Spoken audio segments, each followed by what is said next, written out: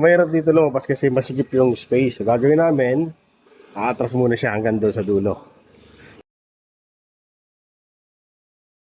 Yan, para kunin mo yung space na yan. Okay? And stop. Ngayon, aabanti ka dito. Kunin mo na kagad itong space sa kanan, kumabig ka na kagad. Nipisan mo yung side na yan. Sige. Yung hindi mo lang sasabitan ha. Sige. Hanggang lumagpas lang yung mirror. Kaya mo sasabit ang mirror mo ha. Then, lagpas ang mirror na. Lagpas mo pa. Lagpas mo pa muna yung mirror. Okay. Then, kabig po dito.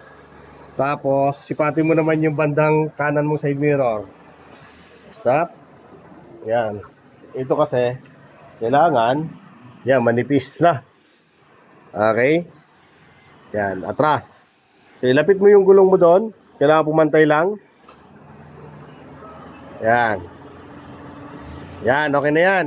Todo mo naman manipela mo sa kanan. Lalabas na yan, na hindi sasabit yung side.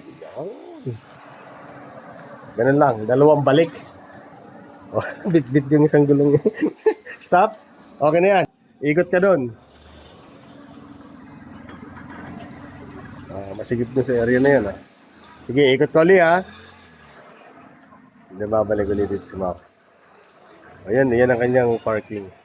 So, malapad yung parking, kaya lang pag dito masikip kasi maliit ang space. Pagpasok nga mamaya, kailangan kumuha ng space yan. Ayan, ito ko lang dito. Bandang kaliwa. Yan. Yan. Okay, very good. Galing. Lalay lang.